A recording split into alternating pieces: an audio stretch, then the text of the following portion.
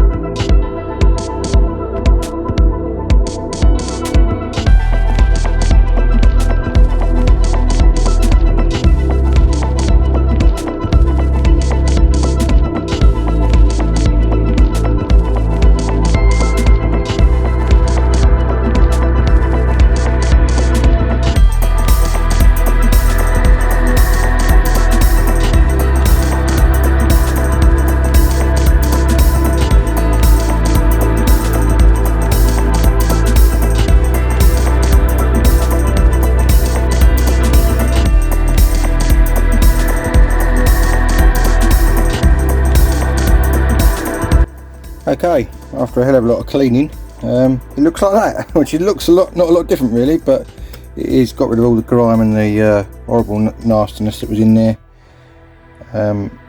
Yeah, so that's all good. Bottom side I've cleaned up the valves a little bit in there as well, so that's all good. Obviously that, as I say, that surface is going to be skimmed, so that will be taken back anyway, so that'll all be nice and shiny and clean. I'm going to take the valves out while we're here, just because obviously then they're out of the way when they skim it, and there's going to be no issues as far as anything getting damaged. And they all need cleaning up anyway on a bench grinder, so because they've all got like carbon build up and whatever on them. So I may even replace them, to be honest with you, because some of them have got a bit of a indent in some of the tops of them. You can just about see. Where's the worst one? There was one that was particularly bad. I can't see it now. That one. You can see it's got a bit of an indent in it where it's obviously had the rocker riding up and down on it for ages, possibly with not a lot of oil in it, and it's worn a little groove in it. So it may be that I change the valves anyway, or I'll swap them for the ones in the other head, because I know they're all working all right and what have you. I mean, these ones aren't too bad, so we'll get those valves out and I'll come back to you in a minute. Okay, as you can see there, the valves are now all out. They were very stuck actually, and as you can see, they're not in the greatest of condition. They are going to need a proper good clean up if I'm to reuse them again. As you can see, look at all this on the bench there. I've just done put a wire brush through the ports on the exhaust side here and cleaned all them out with that brush on there, and that's all the gunk that came out of them. And I need to get a smaller wire brush now and go inside here where the valve stem guides are, because it's proper cruddy in there. But obviously I want to be careful because I don't want to obviously damage the valve guides. So I want to go round and clean all those and then go from there. I'll come back to you in a minute. Okie doke, after much cleaning, wire brushing, sanding and all the rest of it, we are ending up with a head that looks like that, which I'm actually quite pleased with.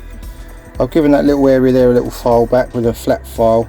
Got to make sure I'm keeping it flat on the surface, because that's where the thermostat housing sits, on the top of there. So obviously that's got to create a good seal. So obviously I wanted to make sure that was obviously as flat as it could be. I'll probably do the same with this side as well, just give it a clean up. Obviously I haven't got to worry about that at the moment. So yeah, it should be ready for taking it down to the machine shop and getting it all skimmed now. So you can see I've cleaned all inside the ports in there as well. Can't see it massively, but they are all a lot cleaner than they were. There's no black soot or carbon or anything in there now, which it was absolutely full of before in those holes there. So hopefully we should be good to go. I'm going to take that down to the machine shop either today or tomorrow, and then we can start on the bottom end of the engine while that's being done. Lovely jubbly. Okay, in a curious turn of events, I checked my other engine, because I've got two spare engines and the one I'm actually going to use. This head at the bottom here with the valve still in it is the one off the other spare engine. Now I've just given this a quick clean over with some thinners, same as I did with the other one to start with, and I don't know if you can see the differences immediately, but if you look at the casting here compared to here, it's different. And also on this back edge it's straight, on this one it kicks in and it's got the extra material, and also extra material here as well on these little bits here, whereas these ones are cut out. Now, having had a look into it and speaking to Dan, good old Dan, he had a little look at the engine numbers that I've got to see what years they were from. Now the engine that we're going to be using, that we've had running, which is the one with the slightly damaged head on it, is from 95, I think he said, was either 95 or 97, and this head, which is off the other spare engine, is from 93, and these two are the same. So i.e. the one that's on the engine that we've had running has got all the same casting as this, same number on it here. This head is from a much earlier engine, still an 850, but we think that one's from around about 75, I think he said it was. So that is why that one is different, because it's from an earlier engine. So unfortunately I've spent all morning cleaning this one up and I need to use this one. But this one is in, by the looks of it, better condition as well. I should have checked it first really, but because it was so dirty I couldn't really see which one was better out of the two, so I just picked one, and unfortunately it was the wrong one. So I'm going to get this one all taken apart, get the valves out. I've already started cleaning it, as you can see it's already fairly clean. It's not too bad at all. It's in better condition than the other one, so obviously because it's newer. So yeah, I'm going to get all the valves out because we're going to put new valve guides in it anyway. Not valve guides, valve seals I should say, valve stem seals. And I'll come back to you once I've got the valves out of this one, and we'll go from there. Okay, cylinder head number 2 is now all cleaned up. It didn't take anywhere near as much cleaning, which obviously goes to prove that it was in better condition than that one, and that one looks okay obviously, but just to confirm, the engine date that I'm going to use as far as the block is 1993. This head came off of a 1995 engine, so it is the same casting, it's only a couple of years apart, and this head came off of an engine that I think was in 87, so it was a fair bit older. So you can see also that the valve stem oil seals are different style as well. They have the guides coming right out on this one, whereas these ones, they have these funny little inserts that go into them, and they've got springs around the valve stem seals as well on these, which obviously will improve their efficiency. So I'm going to need to order some new valve stem oil seals for this one, because I have got the earlier style ones for the older head, so that's no problem though. So yeah, this one's all cleaned up, as you can see. It is in good condition. The valve seats even look better as well in this one, so I'm a lot happier using this one. It's all in good condition as far as I can tell. There's no gouges out of it or anything like that. And also this number matches the one that's on the block that I'm going to be using with the damaged head on it. So you can also see as well that this area around the thermostat housing, you can see the inner lip there is quite pronounced all the way around, whereas on this other one it does actually disappear on one side. So definitely a good thing to use this one, I think. Also you can see there the valves, they're the valves from the first head I took apart. You can see they're pretty grotty and horrible and rusty. These ones, although they don't look absolutely pristine, they're in a lot better condition than those ones, and the springs are in nicer condition as well. So definitely a good thing to go with these ones. I think they'll all clean up all right, and we can put it all back together once it's all been skimmed. So yeah, that's the progress so far. So we'll get this down to the machine shop now. This one, not that one. I'm glad I checked it before I took it down there and spent money on the one I didn't really want to use. And we'll get it all remachined, and hopefully it'll be good to go. Lovely jubbly. Okay, I just thought I'd show you a bit of a better view, sort of closer up to what the cylinder head looks like before we get it skimmed. I'm taking it down there now to be skimmed, so we'll be able to see a good comparison to what it is going to be like. You can see there's a fair bit of sort of marking and pitting on this, not deep but just on the surface, so hopefully a nice skim will sort that out. So let's get that done. Look at that, freshly back from the machine shop today, all nice and skimmed. Let's take 10 thou off of it, so it's a reasonable amount but not too much. And I've just started by, the first thing I've done since I've had it back is I've quickly just filed the edges of all these inlet and exhaust ports, because they had like a really sharp edge on them from when the head was cast. And I just thought to myself, well, that's going to obviously affect the airflow, not very much obviously, but obviously because it's such a low power engine, anything I can get out of it I will. So I've just filed the edges off of those to make those nice and smooth. And you'll see here now I've also got a line of valve stem seals which I've taken off of the head there. Now they literally just pull off, a little bit of a twist to get them off, and they came off pretty easy. I've got a brand new set to go in here, so that is going to be the next job, just pushing those on, and then we can start possibly looking at lapping in the valves. Lovely jubbly. Okay, the head has had another degrease and clean before I put these in, and they're now all on there, new valve stem oil seals. Hopefully I haven't done any damage to them by pushing them on. They went on pretty easy, so there wasn't a lot of pressure going on there, and I just gave them a little tap down with a larger socket, which is that one there, that goes right over the top of them, to just give them a last little tap home, so it wasn't too much pressure on them or anything like that. So yeah, pleased with that. Next thing I'm going to start looking at is getting all this lot cleaned up. Let's carry on. Okay, having cleaned up all those valve springs and valves, they're all cleaned up fairly okay, but the valves have got quite a lot of pit in them, which I'm not overly happy about. I've also cleaned up the valves out of the other head that I'm not using, this one here, that was the older style head, to see what they were like before, because I'm going to put them back in this head just so they don't get lost. and again they're okay, but they're not great. So the idea I've got now is I'm going to actually get the engine, or the block that we're going to be using for the engine, on the bench, start stripping it down.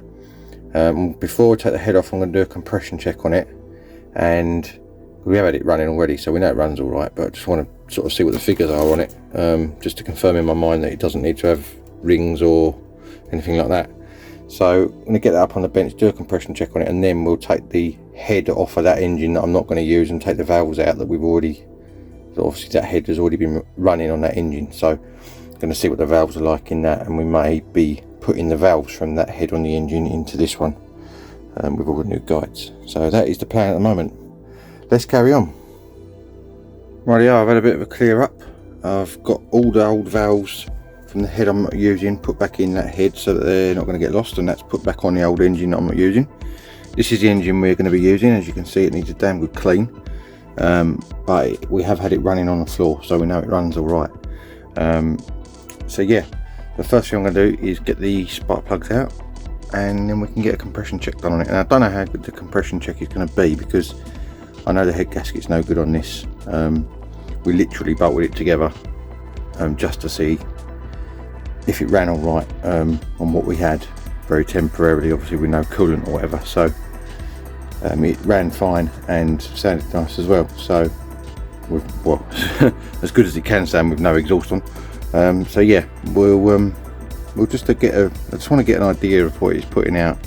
I think it should be about 150 psi of pressure.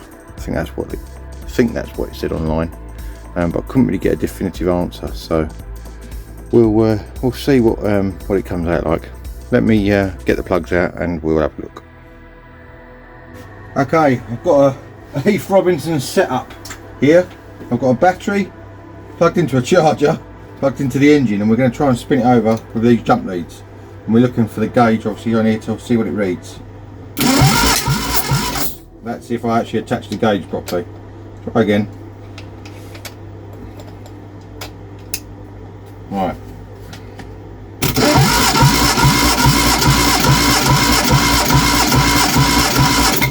Well, that is reading 150, just under, bang on.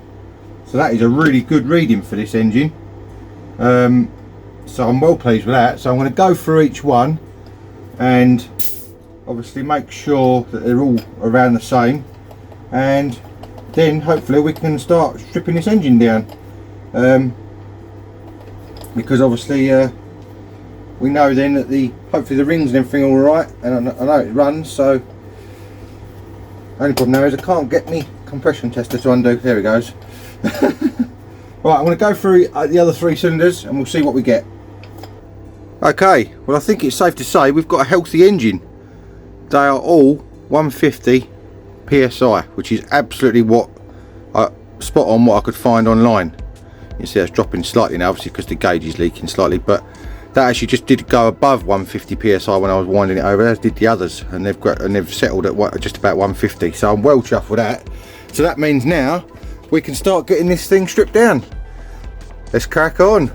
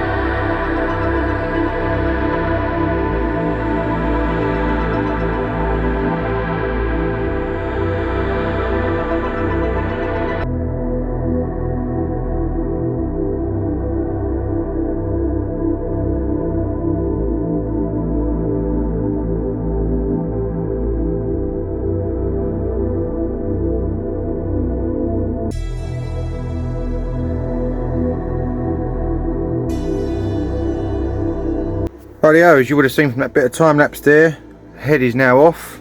That is the head. There's not actually anything wrong with it on this side of it. It's purely that bit on the top of the thermostat housing that's damaged that I showed you before. It's got that groove out cut out of it there. That's the only reason I don't want to use it, because it won't seal.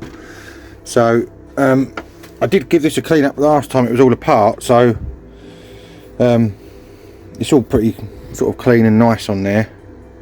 I do possibly want to run a hone through these boards because they have got some sort of funny marks in them where it's been sitting for a while. You can't feel any of it. Excuse me.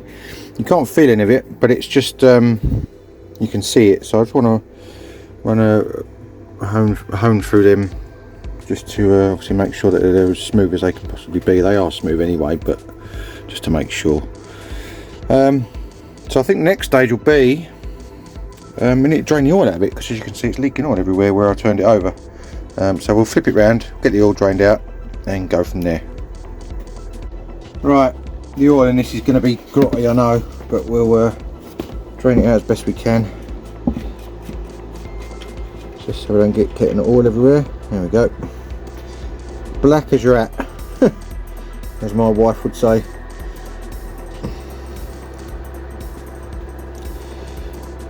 Get that all drained out, at least I won't have to worry about that slopping everywhere then.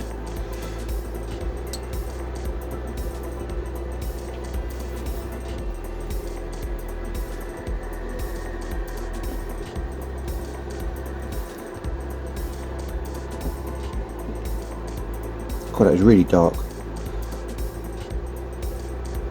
Well, I'll do this and I'll come back to you in a minute.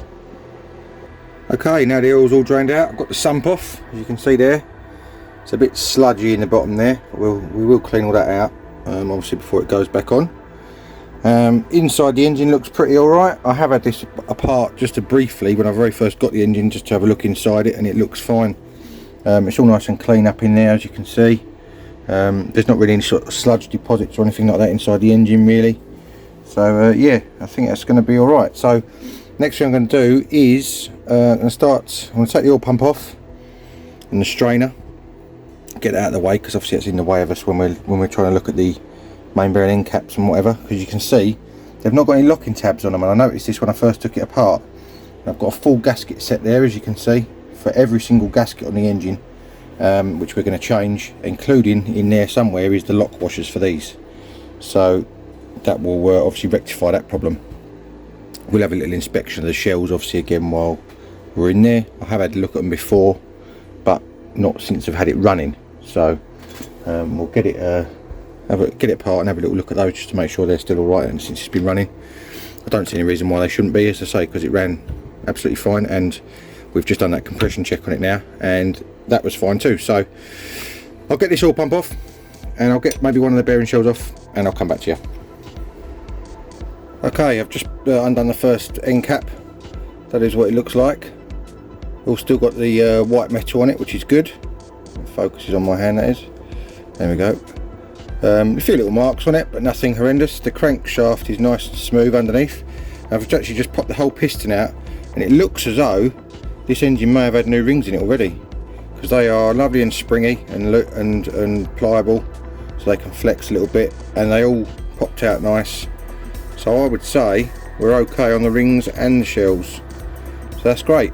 So I'm going to run a hone quickly through these bore and the engine up here. You can see this one I've got out, just to give it a little bit of a clean up while I've got this out, and then we can put that back. Go through all of them the same way, make sure they're all alright, hone each bore, and then we'll start putting it all back together. Lovely jubbly.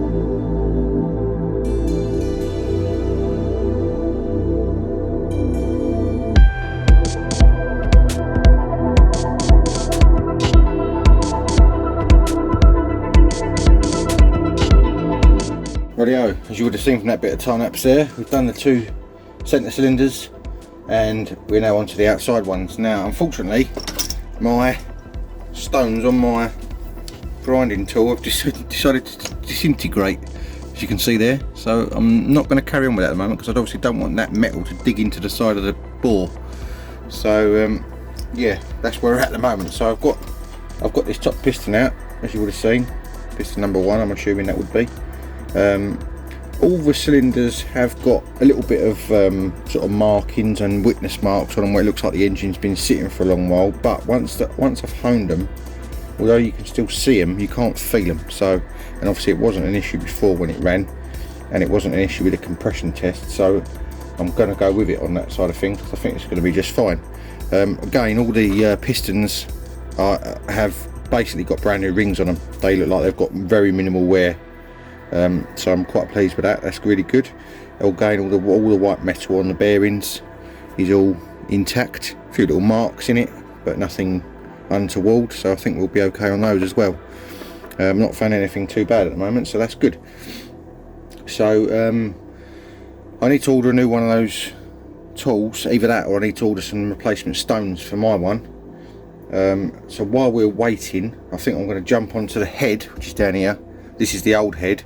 Get all the valves out of that, give them all a good clean up. Now I've done one so far, and as you can see by that, hopefully in the camera there, the surface on that valve is so much better than those ones that came out of the head that we're using over here. It's got virtually no, it's got a little tiny bit of pitting, but you can't feel it. So, and on the other ones you can actually feel it. So I'm hoping when I lap that valve in, that will get rid of that. So we're going to jump onto that, get all the valves out of this, and then clean them all up, get all the carbon off of them, and then we can start lapping them into the new head while we're waiting for these grinding stones to turn up. Let's crack on.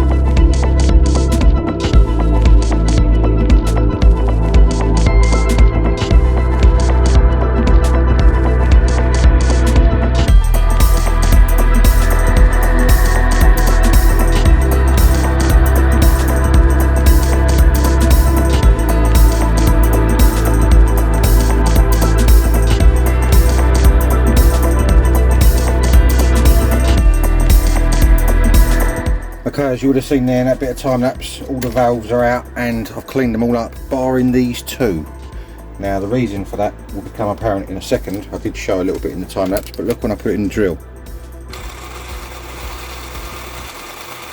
I'd say that was a bit bent. So I'm not very happy with that one, and also this one. I think this one's actually worse.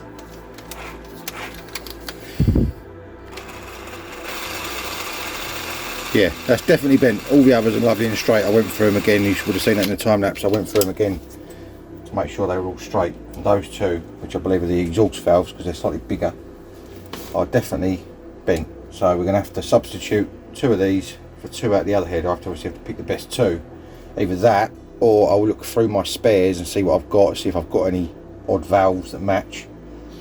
If not, and I haven't got 2 that are good enough in that lot over there against the wall up here, then I will have to see if I can find some new ones.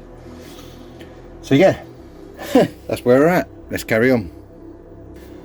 Okay, as you can see there, I've got the cylinder head set up on a couple of blocks of wood just to raise it up a little bit. That will allow us to drop the valves through and obviously start lapping them in. Now to do this, some of you noticed before, you use like you get special tools as well, but this is like an original style tool. It's like a sucker. You push on the end of the valve like that. Probably that one will be better for this because it's smaller. It sucks onto it. You put a bit of valve grinding paste, which is what this is here, around the edge of the valve, and you just put it in the hole and spin it round, basically go either way. So that will then lap the valve into the valve seat and give it a nice contact patch to obviously seal against. So you don't want too much, just enough, just like that. So you can see I've got valve paste all around the edge of that, and put it in, and you basically go backwards and forwards motion. Why is that not going in? Now a second, get the valve to go in there.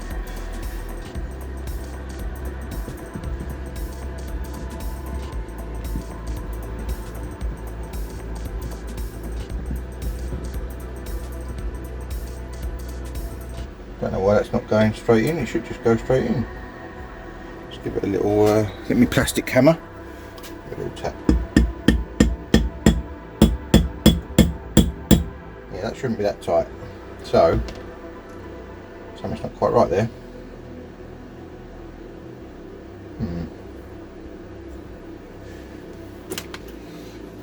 Okay. Should just drop in like that. As I can think of it, it's got a bit of grit or something in the valve guide. Shouldn't have that much in there though. Right, I'll come back to you in a second. Okay, I've got that valve back out again. For whatever reason it didn't want to go in there, and I don't know whether that's the wrong, maybe that's the wrong valve for this engine, I don't know. But the old one goes in there no problem at all, as you can see. It hits the valve stem seal on the other side, which obviously it will do because it's not been in there before, so it's quite tight, but it goes in the actual valve guide fine. So I'm not sure what's going on with that other valve, so I'm going to use this original one because actually this one's not in too bad a condition. So again, we'll get a bit of valve grinding paste on there, and what you're looking for when you do this, once you start lapping it in, is basically like a uniform matte grey line effectively around the valve, which shows you that the surface has obviously been cleaned back to a point where it's got a nice fresh bit of metal to go against. Right, that should just tap through that valve guide in theory, like that. Hope it hasn't pushed it off. No, it's alright. That spins in there nicely. Now, right, where's my sucker? Lost my sucker thing. Where's it gone? I don't know where it's gone. There it is, down here. Basically, you just put it on the top of the valve like that, and you just turn it basically. Try that end as well. And when you do it, you have to sort of lift it up and down slightly to get the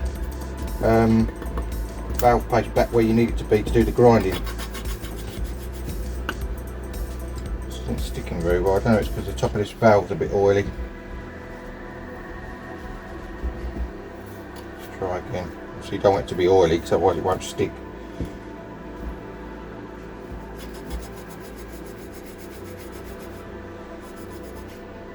That's better. Give it a little tap like that, and it sort of gets the valve grinding paste back where it should be again. A little bit more in there actually.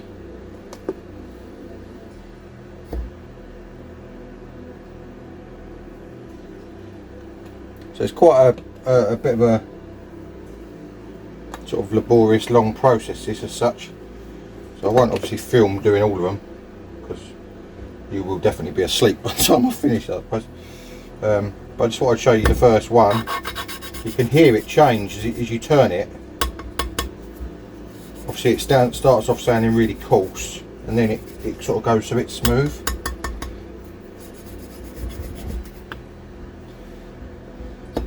Let's see what that looks like. I don't know whether that would have been enough to do it, but we'll see.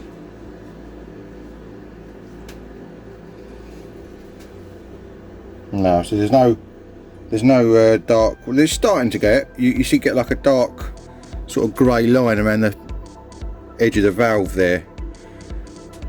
It is starting to go. I need to do it a little bit more. So I'm going to carry on doing that on all of them, and I'll come back to you when it's done. Let's crack on. Okay, as you can see there now, that valve has got a nice matte grey line all the way around it, which is what you want obviously when you're lapping the valves in. That should hopefully guarantee a nice seal on that. It does take a little while, as I said, and also it does take a bit longer because I'm obviously not working with brand new valves. I'm working with the valves that were either in this head or in the other head, whichever ones are best at the two. So it is going to take a little while, so I won't time lapse anymore, because otherwise you will be very bored after watching me do all of these, because it's taken all that time just to do one. So I'm going to carry on with this, and once I've got it all done, I'll come back to you. Let's carry on. Just thought I'd show you the next valve I've just done. This is the first exhaust valve, and it's actually come out really nice. You can see it's got a nice matte line right around it, better than the first one in fact, so I might actually go back over the first one again just so that I can get it as uniform as this one, because this one's come out really well. So that is what you're looking for. You can see the bottom half of that valve is shiny at this side, and it goes matte halfway up, which is where it's lapped in lovely. So that's really good. That one didn't take anywhere near as long as the last one, so hopefully they'll carry on like that. Let's carry on. Rightio, we've got a full set of valves in there now, so that's good. They're just resting in there at the moment. Now obviously I had to replace the two bent ones with the two other ones out off the other head. But when I started lapping them ones in, they didn't lap in very nice. I had lots of pits in them, so I had to go back to the other head, the original one that I cleaned up, that I was going to get skimmed, and take two valves out of that, the best two out of that, and they've actually cleaned up fine. That was this one and this one. So I've now got a full set, so that's good. So the next job is to get all the valve springs back on and the little collars. And to do that, we use, oh hang on, let's knock the camera over. We use one of these, which is a spring compressor, and basically that goes over the head like that. One side goes onto the valve, the other side, when I've got it there, goes onto the springs, and you compress it down like that, put the little collets in, let it go, and that's it. So I want to get that done and I'll come back to you. Let's crack on.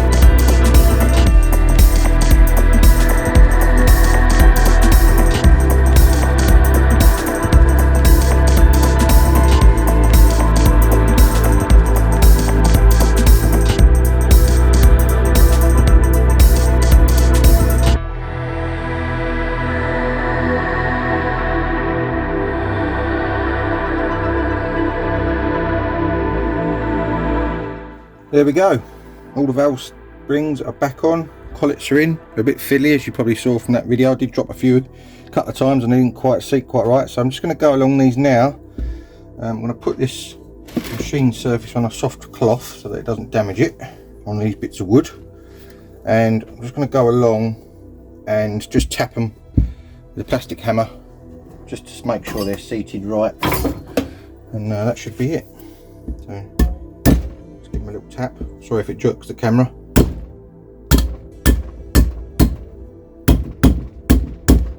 Yep, they're all good, all seated in, the collets all right, so that's good. We've got our nice machine surface on that side still, looking lovely. So that is the head rebuilt. So now I've got to wait for the new grinding honing tool to turn up so I can carry on with doing the block. Right then, that's going to be it for this episode on Project Plonker. We've done some good progress on the engine. We've got all the cylinder head completely sorted out and rebuilt. That's ready to basically go back onto the block once we sort the block out. I am still waiting for that cylinder honing tool to turn up, so obviously once that turns up we can carry on with this. I know the engine's not finished yet, but hopefully, fingers crossed, soon it's going to be sitting in there and it's going to be purring away like a kitten, hopefully, so that'd be great. Thanks very much for watching. I do really appreciate it, and I really appreciate all the nice comments I've been getting, and also if you do like what you see, hit that subscribe button. It is free, remember. and give us a thumbs up on the video. We really appreciate that. It keeps me going, makes me smile when I see the numbers going up. Remember, I've got MEC-TEC on the Facebook page, and I have got the Instagram page MEC_TEC1985 for little sneak peeks during the week of what I'm doing. And if you like what you see, make sure you tune in next time for some more automotive adventures. I'll see you soon, guys. Cheers.